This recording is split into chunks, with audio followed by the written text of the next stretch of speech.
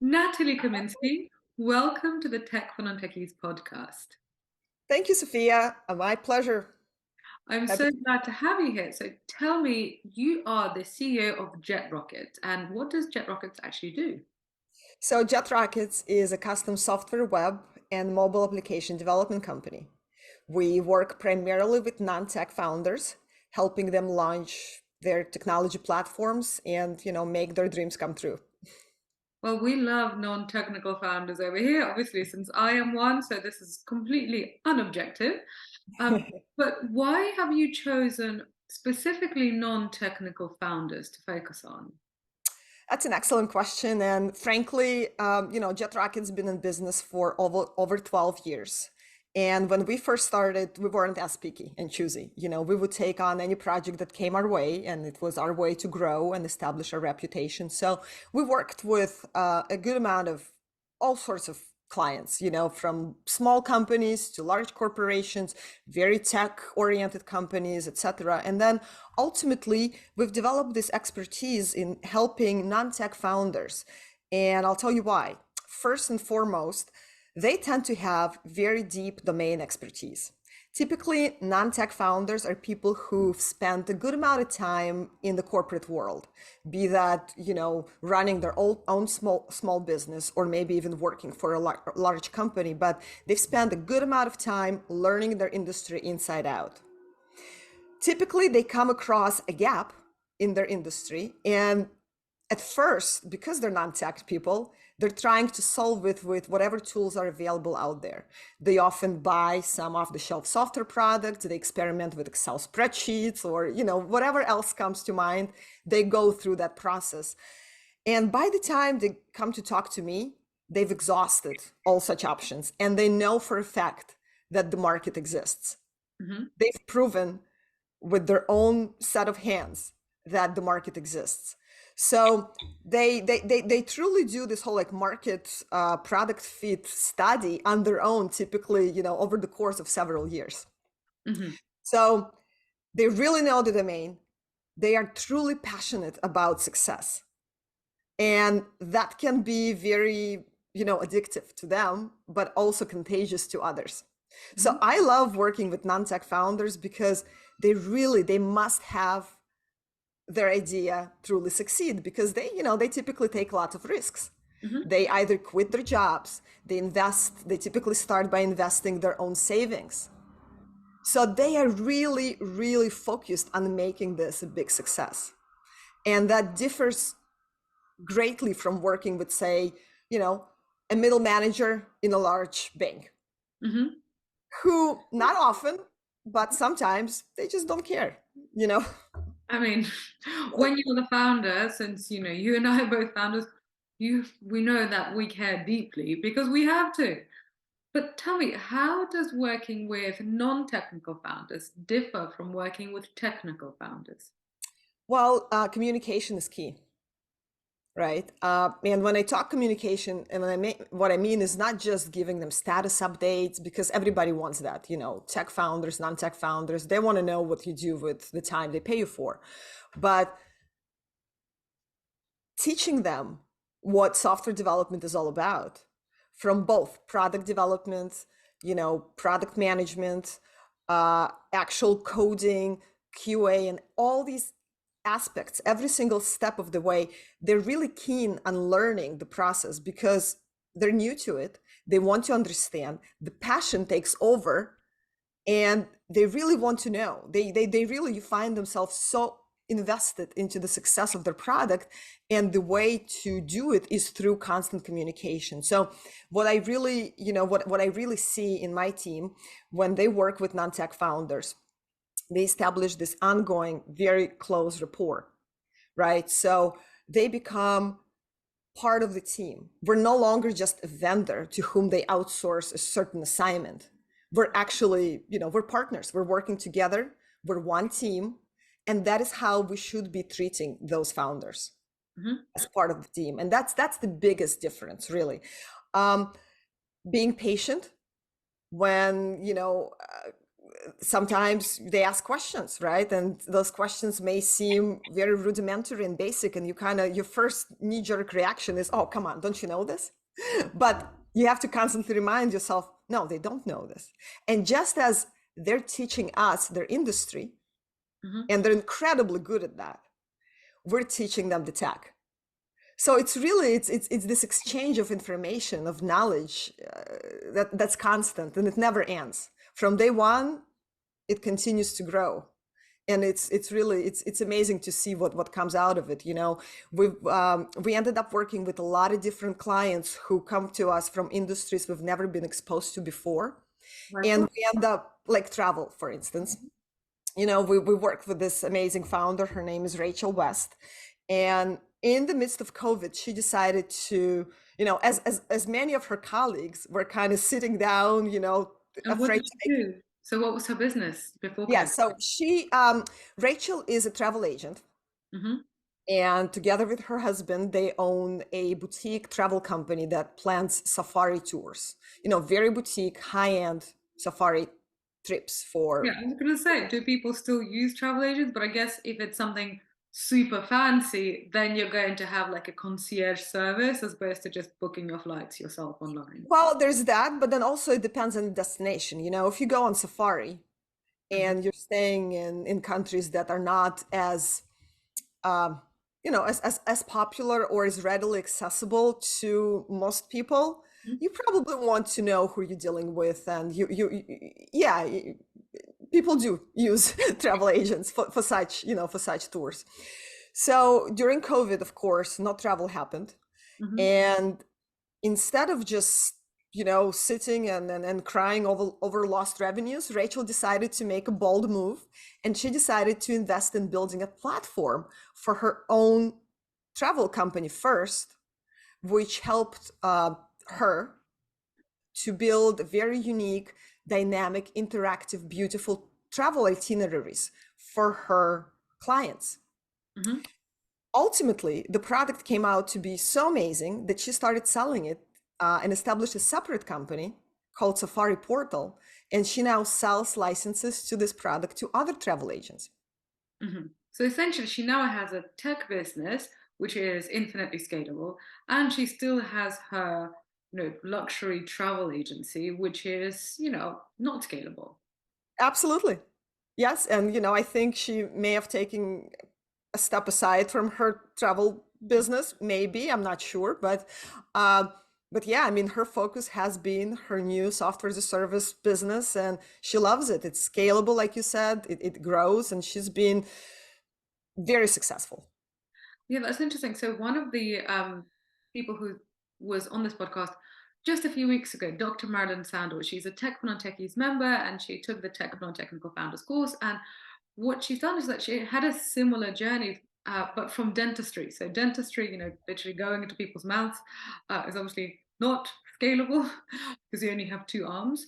And during COVID, obviously, social distancing and dentistry really did not mix very well. So she literally had the same kind of idea of, okay, how can I somehow work with my patients remotely? And so she created an app. It worked well, her patients loved it, and then other dentists started asking for it. And now it's scaling across the US. And this is, to me, what a successful non-technical founder looks like, because that's somebody who actually has business experience and really understands the industry and really understands the problem. Um, and also, they are already a successful business person, to run a dental clinic for 20 years, as Dr. Sander was doing. You got to understand like how the numbers work, how to make money and how to pay people. And like your client, Rachel. But what I find, because I advise at various accelerators, including the Chicago Booth Polsky Center, and that's the Center of Innovation and Entrepreneurship. Anyway, there are lots of MBA founders.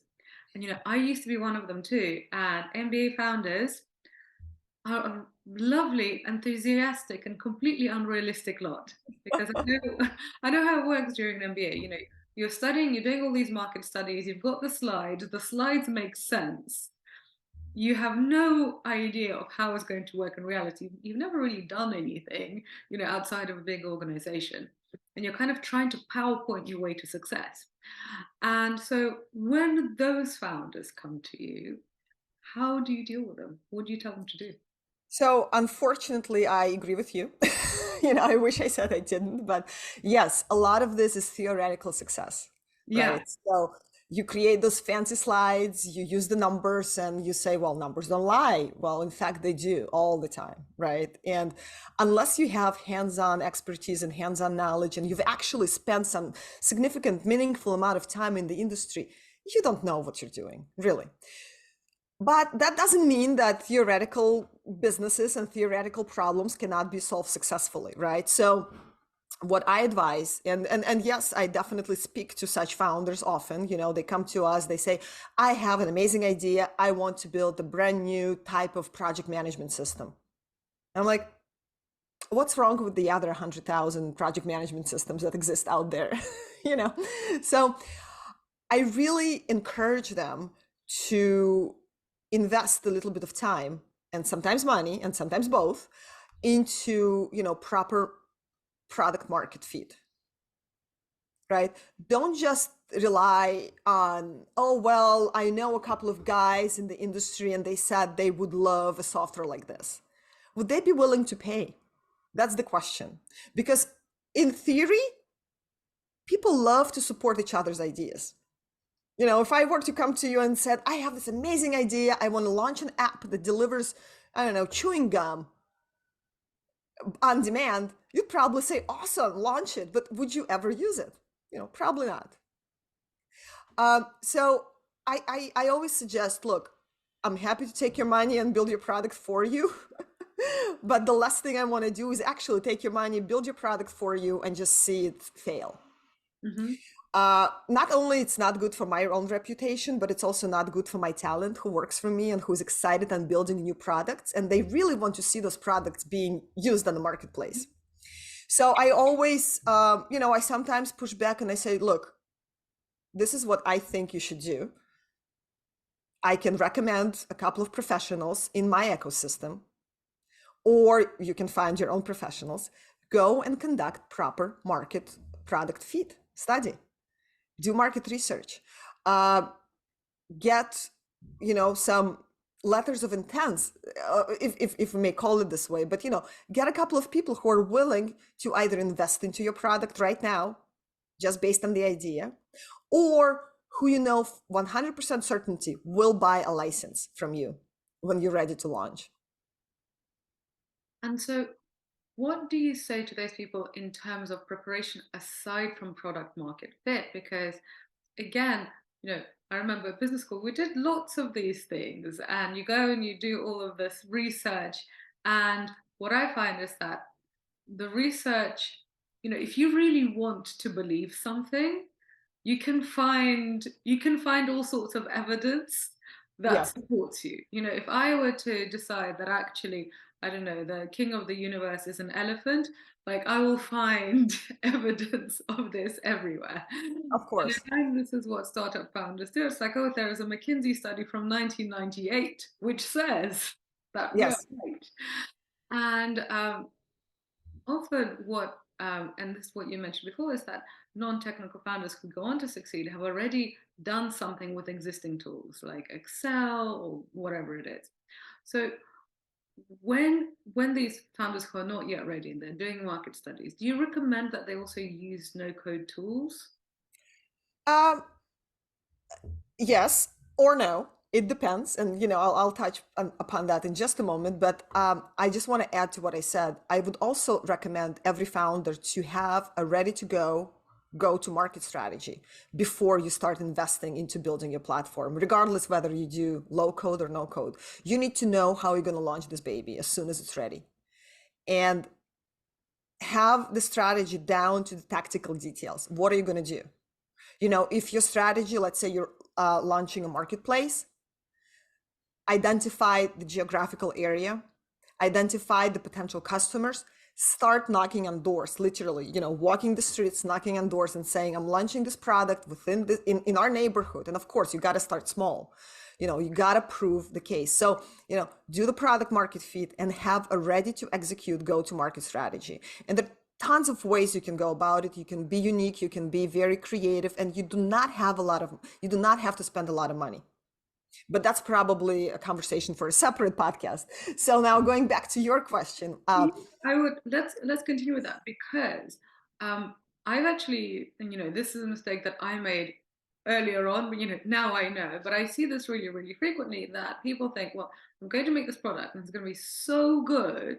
Version one is going to be so good that it's going to go viral and it's all going to be fine. And there is no budget for marketing, either budget in terms of money or also budget in terms of time, and they don't know anything about marketing, and they kind of think that marketing is this fluffy thing. And what I always remind people is that if you're doing a B2C startup and you're going to raise money from venture capitalists, right now about 30 to 40% of all VC funding to B2C startups basically goes on Facebook and Google advertising. So this is why but you've but got but, to be but really here's the responsible. thing. But here's the thing, when you go out there to raise, you don't need to have millions of users, but you Mhm. do need to prove traction, right? So you do need to prove that, let's say, if you have $1,000, and most people who are building products probably have $1,000 to spend, and let's say you have $1,000 and you allocate those $1,000 into well thought out campaigns on Facebook, you can demonstrate traction, and you can demonstrate that $1,000 got you X number of users. So you can deduct that, maybe investing $10,000 will get you 10 times number of Mhm. users in theory, right? So you just have to demonstrate the traction. You do not have to go to raise seed funding having already millions and millions of users. That's a big misconception. Yes, obviously investors want to see traction. Investors want to see that you've thought this out, but it's better to have even a little bit of traction than not to have anything and just sit and say, well, I'm just waiting for money to come in. Mhm. And no VC is going to be willing to give you money if you haven't put your own money into your product. And so, when you're working with non-technical founders, are you also working with entrepreneurs and corporate, or mainly kind of small businesses like the safari business, the travel business you mentioned? Oh, we also work with entrepreneurs. We also work with corporate. We work with, like launch studios, right? Like incubators and like even seed funds, small funds that we've become their trusted development partner. And in terms of entrepreneurs, absolutely, we work with people who, let's say, they decide to leave corporate. They've Hmm. never had their own business, but they have identified a gap that they want to close out. Hmm. And they kind of launch on their own and they become entrepreneurs. So we're kind of taking those first entrepreneurial steps together with them. And I wonder, do you know if you can answer this, but I wonder if sometimes that's frustrating because, if somebody who has been working in, I don't know, McKinsey, they're very used to, I know I keep on bitching about McKinsey, let's pick another target, Goldman Sachs. Yes. So they're working somewhere, they're getting paid a fortune, they have, I don't know, three secretaries, and if the printer breaks, somebody comes and magically fixes it. And then all of a sudden, you're an entrepreneur and everything is your responsibility, including the printer. Yeah. And you are the people who are first taking them through that journey. Is there a little bit of an entitlement problem sometimes? There can be absolutely, because coming from corporate, they have certain embedded misconceptions, let's say, about the world in Oh, you're general. so polite. So they typically tend to be people that resist to change quite a bit. Yes, like resistance to change is a big corporate problem. Um, Lack of like customer centric or user centric approach. Many people like that, they choose to think and focus on functionality more so than on usability. And Interesting. So that's kind of like engineers, because engineers are, traditionally feature obsessed, but also you're saying that corporate leaders are also kind of feature well, obsessed. because remember, corporate leaders are the ones that drive whatever is being engineered at those big, large corporations. Oh, this is They interesting. don't care so much often, and I think it depends what area they come from, right, within the corporate. But many of them, they like, well, my software works. I just want more and more features. I just want more and more functions. Mm-hmm. I always try to explain to these people that, look, 80% of your users are going to use 20% of your features. Mm-hmm. Do Interesting. not, That's the 80-20 rule in it features. applies everywhere, right? It's like this, yeah, it applies to everything. But that is true though. I mean, think about yourself even. Are you a Facebook user? Yes, I am, sadly. I know, right? I mean, how many features do you really use? Yeah, I mean, scrolling, And like, maybe occasional like, right? yeah. Right. I mean, but I'm sure there are thousands of features Hmm. that you've never even seen because you don't care. Yeah. And I bet that if Facebook just remained that very simple scrolling and liking type of Mhm. product, they'd be in exactly the same spot as they are today. Interesting. And that's the problem of feature creep. And actually, I did an episode on this earlier. And, you know, I've also been guilty of feature creep. And I think you kind of psychologically get into this thing of you're always making new stuff because you get into this development cycle of Yep. product releases every couple of weeks.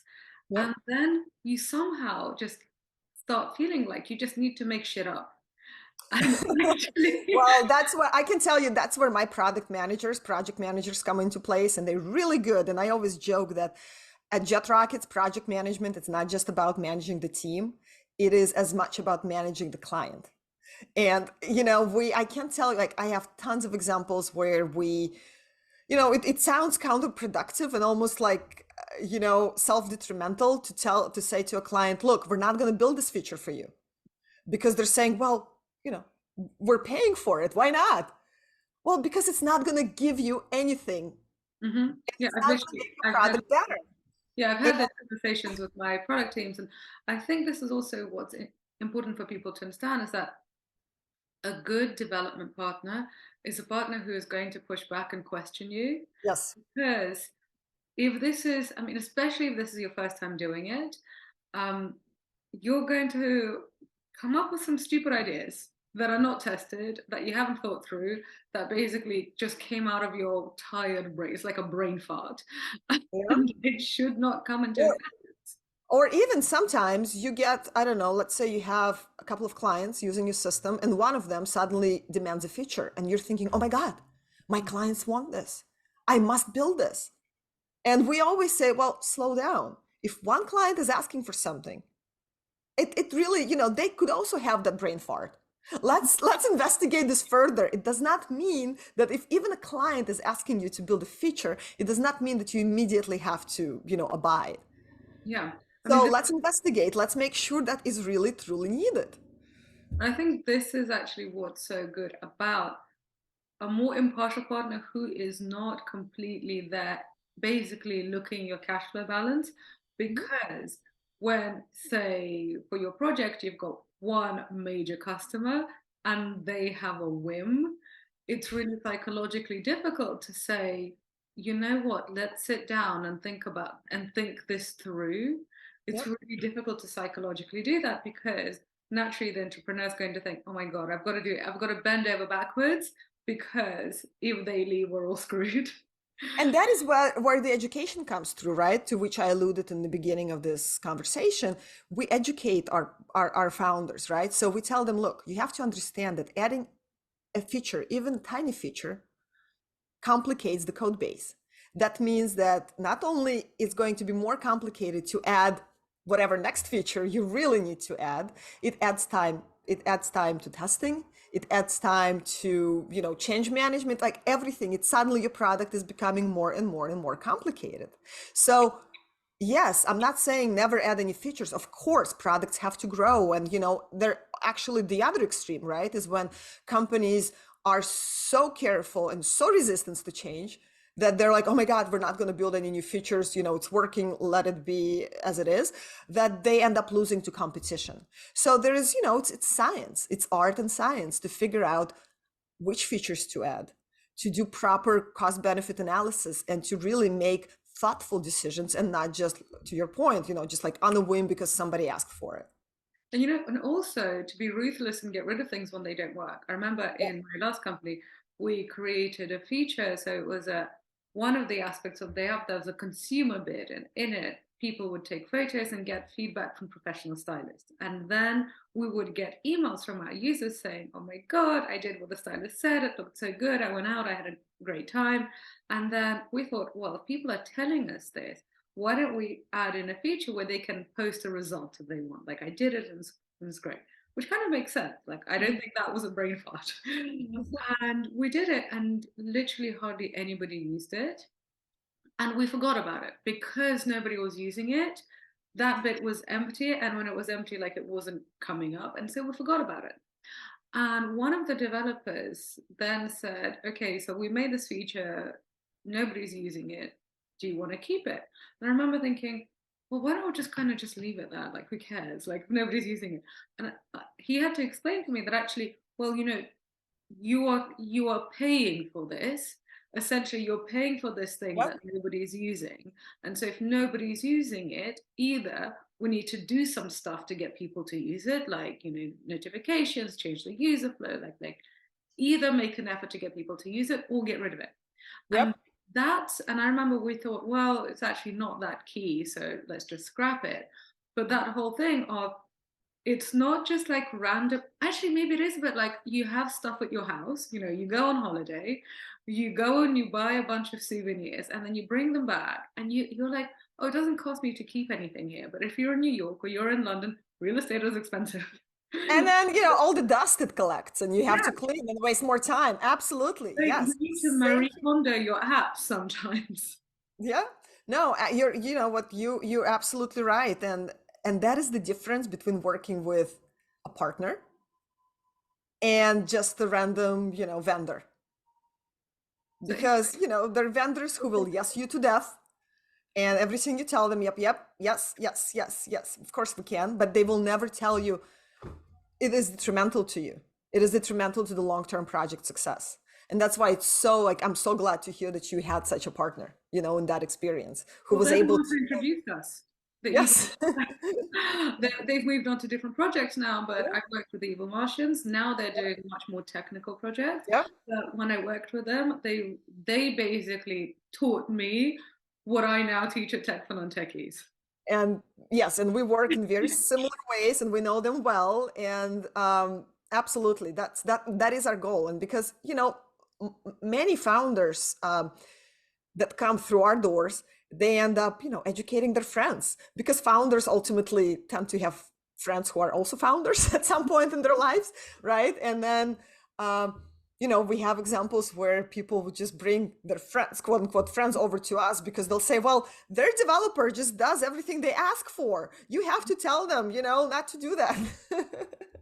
And so we briefly touched on the topic of Yes. no-code tools. And Yes. so Happy to talk about that. yeah, Yeah. what do you think of, Bubble and so on?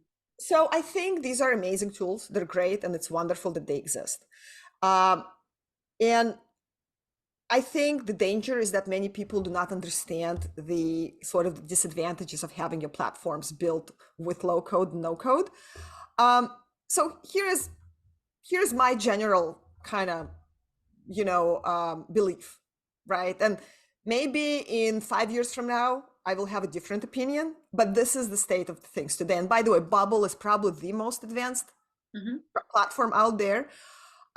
So if you have an idea that you just want to test out without scaling, and I wouldn't even call it an MVP, because when we say MVP, minimum viable product, it kind of assumes that you will start selling it, you may have users, you will have adoption, etc.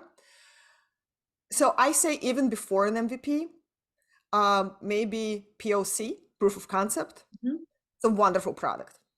You don't need a development shop at that stage.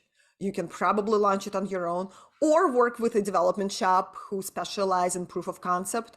And typically I find that the cost ratio is between 1 to 2, 1 to 3. Meaning, if you were to build a product using custom software development shop like JetRockets, you would pay about 3 times as much as you would pay to low code, no code folks. But, and here's where the interesting thing comes. Typically, we're talking about the smaller proof of concept or even like very rudimentary alpha versions of MVPs that tend to be up until, I don't know, 60, 70, $80,000 in price. So you can imagine what a product like that can do. Mhm. Anything beyond that price, low code, no code solutions simply cannot handle, Mhm. right? So whatever there is a complexity involved in your business, be that business logic or specific, I don't know, HIPAA requirements, considerations. Let's say you're building a healthcare platform, or perhaps you're building something based in Europe that has to do with finance, Mhm. right? And it has very specific regulatory requirements. You cannot rely on low code, no code solutions because these platforms do not offer the same level of data security. Mhm.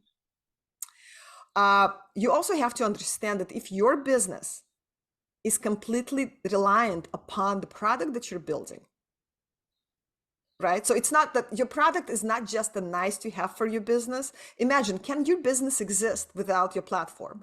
If the answer is no, the last thing you want to do is to build it on low code, no code solution and have a complete and utter vendor lock-in, Mhm. because that's what it creates. Mhm. So suddenly your business is fully dependent upon the success or failure Mhm. of bubble. Mhm. Well, this is a question that I get asked by founders who want to build, who are wondering whether they should build custom software. But also, I have people who come to me and they say, "Well, Sophia, you're doing all these online courses. Should like we want to build a custom software for you?" And I Mhm, think, well, that would be really expensive and kind of pointless for me right mhm, now mhm. because like I know the stuff, it's content, the videos are mine. It's really, really nice to put them in a platform that kind of automates everything. And now my assistant can do all of that.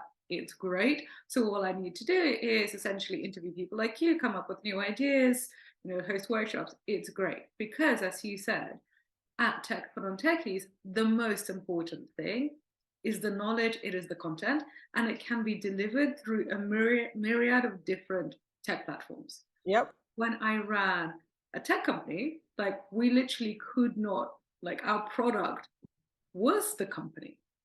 And yep. that's why at a startup, when I see that it's a really, really small company, and then there's a CEO and a product manager, I'm like, hang on, it's a one product company. Why do we essentially kind of have two CEOs in it? Um, yeah, then it's a wholly different conversation. So my last question to you is for people who are either already non-technical founders or they are miserable at McKinsey and they are dying to do something entrepreneurial. What would you say to that person? Where should they learn? What should they learn? What are some of the skills they need to pick up so they can be super ready to work with somebody like you? Well, first they should have an idea, Okay. right? So are we assuming that they have an idea? Do we know what pain they're solving? Like, for instance, right now, because AI is all the rage, right? Everyone wants to build an AI-enabled platform. And Yes, like, I do. that is cool and all, but like, what is your platform solve? Like, what is the pain that you're trying to solve? And so many people are not able to answer that question. They're simply saying, well, it's an AI-enabled platform. Like, it's almost like saying it's a web-based platform. Everything is based on the internet nowadays. Do not state the obvious. AI is simply utility. It's like saying, oh, I use electricity. We all Well, do. like in the early 2000s, when companies would just put .com at the end Yes. of their name, and then all of a sudden it was like, oh, okay, you know, you can The scale. .com. Yeah. But at least back then it was somewhat exciting and new, right? Like Yeah, we should internet have was learned our lesson just by now. right. Exactly. Like internet was just becoming mainstream, but AI, frankly, it has been mainstream for years. It's just we haven't been talking about it. But if you've been using Amazon or Mhm, Netflix mhm, or driven your car or used your cell phone to type in text messages, you've been using generative AI for years. So, so let's set that aside, right? So AI is exciting, AI is cool. We use AI in many of our platforms as a utility. It's just a tool to solve a certain problem. So mhm, first and foremost, come up with a valid problem that requires solution, mhm, right? Um, and if you have such a problem, research if you haven't done, and this is going back to our previous Mhm. points, right? Do a product market fit analysis. Mhm. Imagine and prepare a very detailed execute, ready to be executed go to market Mhm. strategy. And that's plenty on its own, right? Mhm. But also what would be helpful is read up a little bit about, you know, what does agile development means, Mhm. right? Because Listen to my episode on it, even better. okay, there you go. Talk to Sophia, figure out what agile development is, right? Learn about it. Um, Understand that there will be need to iterate and fail and reiterate and fail and try and try and try many times over. But I think what's most important is just have this mental resilience. Mm. And Yeah. for everyone is a different way of getting there, right? Like one of my ways, for instance, I run long distance, I Mhm. run half marathons. And that's how I try to develop my resilience, right? But have that mental resilience to know that you will likely make a mistake, Mhm. likely experience some sort of a failure, Mhm. but it's not the fact that you're going to fail. Mhm. Like you want to fail quick. Yeah. That's one thing you want to do. You don't want to spend 2 years and, $500,000 and then fail. That's such a, I always say that, like, since I learned that, because before I used to work in a private equity firm where everything takes ages, but since I've gone to this innovative tech world and I learned about this failing fast, I apply to everything. Because think Yeah, about it, like, don't you just want to go on a date, see that it's a bad date, and not do that again, as opposed absolutely. to like just carry on going on these terrible dates and then marry the person and then 3 years later be like, yeah, that was shouldn't That have done was a bad date 2 years ago. that. Like, if we, I just think kind of this agile methodology and design thinking, you can Yeah, literally apply it to like cooking, dating, everything, everything. everything. And just like, we have to change the way we view this. These are not failures. These are just lessons.